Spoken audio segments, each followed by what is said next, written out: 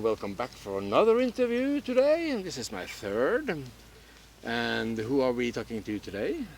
Yeah, hello, I'm Dimitris. Dimitris? Have a two-stage name. The one is Di.Capa, I produce techno, and the other is Artificial Dream, which I have it with one really good friend, and we produce a little bit more deep and ambient atmospheric techno. Hvorfor heter du i samme slengen? Jeg heter Silje, Ja. og jeg er her som partydeltaker. Ingen party uten partydeltaker. Ingen party uten diskokul heller. Yeah. Okay, this is not your first event with the OMG crew? No, I think it's the third one. Uh-huh. Yeah. I think I've been to all three actually. Yeah. Sveio and then, close to New Year or something, yeah. So, you like this vibe with these OMG people? Yeah, it's really nice. I like the effort that every single person makes for all this to happen, and in the end, everybody put, like in Greece we say, everybody put its small stone. So everyone contributes to this, so it's more magical if everyone contributes and things happen. Of course I like it, and I'm looking forward to see where this will go and when this thing will reach more in the whole country, because it needs to be like this. As an international act, I've seen that the promotion, the events, the people, the vibe, everything is top notch, so it should be more international thing. Yeah. It's okay, yeah. It's like a new rainbow gathering tribe. Okay, it's a different things from both of them, but it's a strange community. I think it's a very good community that we have been managed to like create for ourselves in this area. Like I don't know how it is in like the other side of the country, but I think that we're really lucky to have each other this way. That we can go here and like everyone is helping each other and felles ansvar. Yeah, very nice. And it's like really important this thing to happen in a conservative country like Norway. So the people need to wake, because like young people are going to take the lead of this country in the next year, so this thing needs to move forward. I feel so, let's say, bad because this country has so many potential in these things, and the government I think doesn't help. No, Maybe they help their way, but still you are in a country that people want to go out and you close everything at 2 o'clock or at 1 o'clock. This is a big hit strict for all the music industry and everything. Yeah, you will only create other mayhem and some other. No, I think it's very good to get out the vibe. It's a very open community, to be honest. Yeah. And this is the good thing about it. It's pure. Norway is still pure. This vibe is still pure. It's not like, let's say, in Berlin that you have this thing going on from 90s every day. This is more pure, and it has its own beauty. And you're also kind of, I feel lucky that we're a part of it also, because it's not easy for someone like who grows up in Norway. It's A for A4 liv. And like we have to be invited to come here. Like everyone should have the possibility to experience it, so they know what's out there instead of only what Norway said that how it should be, and yeah.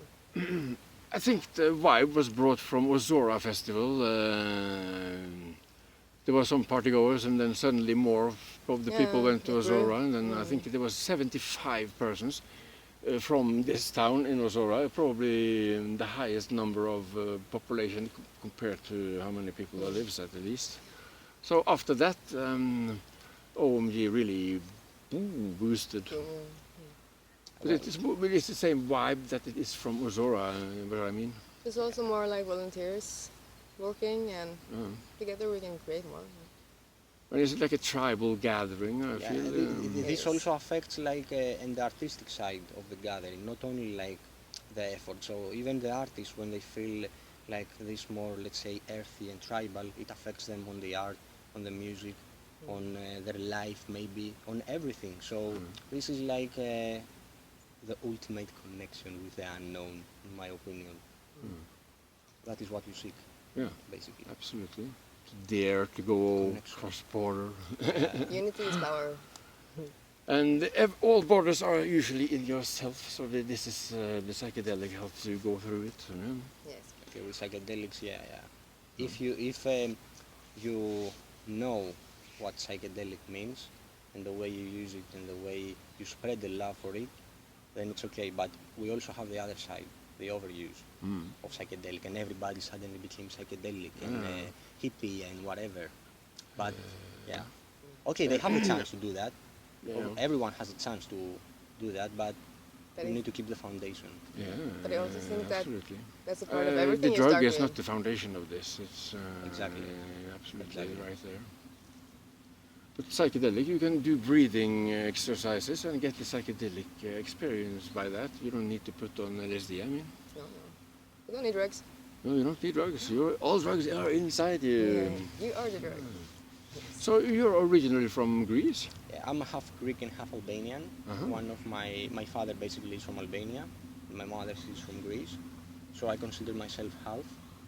But of course, like I spent all my life in Greece. So What do you think is the biggest difference between Yeah, Greek people definitely. and Norwegian? What is? Definitely. I mean, you know, it's a really big difference between people, but in the end, you can feel this connection that I'm talking about. So in the end, we are all humans. We are the same, no matter the boundaries of language, of culture, of whatever. In the end, you are a human being. But of course, there are some big difference because, yeah, it is how it is. This is the system, how you grew up, what you learn, what you do, your parents, your family, everything related. So yeah. but cultures are- do you have like this wild parties like this in Greece? I mean, Oh, where you go man. out of? No. Yes, of course we He have. makes fun of but I don't Norwegian mean I parties. don't mean any or arrange, but that you Yeah, go Silje out. knows about that. I make He fun makes of fun the of Norwegian parties. parties. Yeah, I've been Yes. like my first psychedelic party was like Aurora Festival in 2005 in Samothraki. This was like one experience that it will be like always written in my head. It was like the first touch they have with psytrance music and trance and ambient and downtempo and all these subgenres.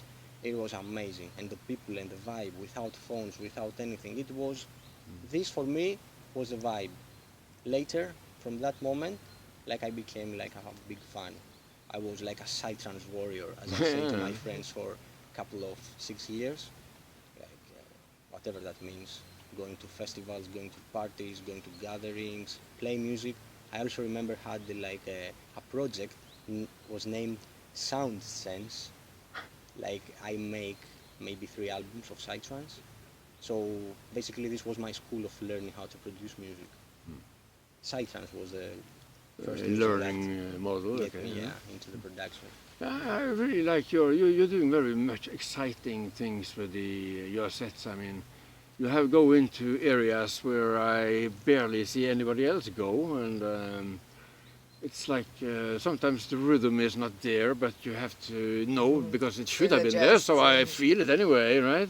That's the meaning, that's the meaning. Um, You need to be different from the others. This is what makes you at least to have something to say. Because okay, I can go to Beatport and download like the top 10 tracks and play them, and yeah, but it's not working like this.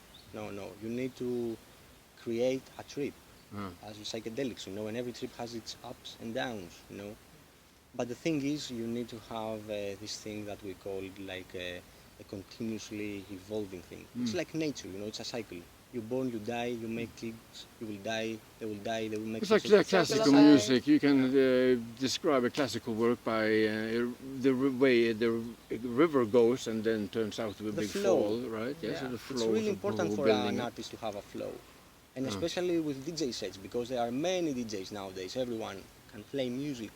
But the flow, it's something that you need to work on it. You need to do your homework for it. You need to go to a lot of festivals. You need to travel the world to hear music, to meet artists, to know about the music, not just play it. What I find it fascinating is being on the dance floor and dancing to a rhythm that you really don't hear. And there's supposed to be a rhythm here, okay.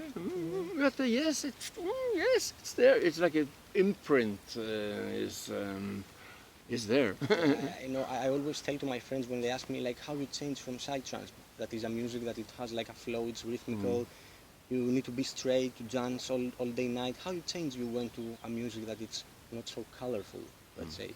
And I said to them, like, when I was young, I wanted to run, but when you are old and you get more mature, you want to relax a little bit. You want to dance with your mind.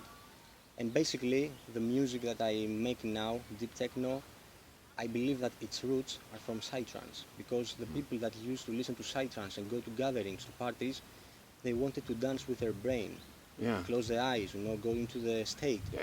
Not the early trance, it was many sub patterns they were playing. labels like Flying very, Rhino and stuff like very this. flowering Amazing expressions. stuff. Yeah.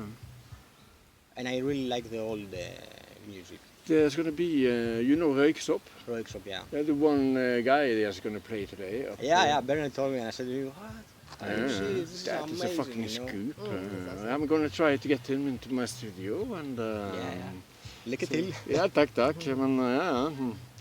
Vi får se hvor mye skryt jeg får fra gjestene mine. Hallo, du skal fylle med, så. Ja, noe mer vi skulle sagt om festivalen og vibbene. Is there anything more we want to say about the festival and stuff? About the festival, like first of all, it's first time that I've been to this location. Like it's amazing. Like it's a really privilege to play in a place like this. I always seek that. I've been bored to play like in clubs and stuff like this. For your music.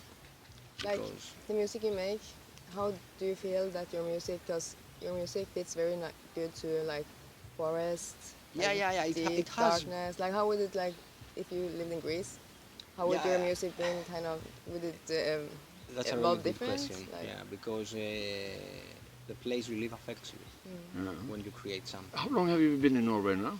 First time I've been in 2016. I Mhm. stayed for a year, and then I left, and I came. Now I'm a year and a half almost. Huh. Yeah. New Norwegians. Norwegian. Yeah. No man. Yeah. It's nice. It's nice to be here. I'm very happy because I left from a really hard situation in my country. But I'm still making music. It's not my main job basically right now with the corona situation and everything. But yeah. But this is also where we can see that different cultures are coming together. Yeah. Like his music here, like Yeah, it's he's very one of good. the crew now. He's really the house Yeah. bands and OMG. Yeah. So It's good that And he let's gives say us something about the label that we are going to do with OMG. Yeah, this is something that I don't know if you know about it. So we are going to launch our label, and I'm going to play a really basic part of that. I will be the AR. I will manage the label, and we are having really good plan for the future. So yeah. excellent, fantastic future for us all. Yes, there's hope. Yes. There's And with always that, been. we say thank you, and we go to the next interview.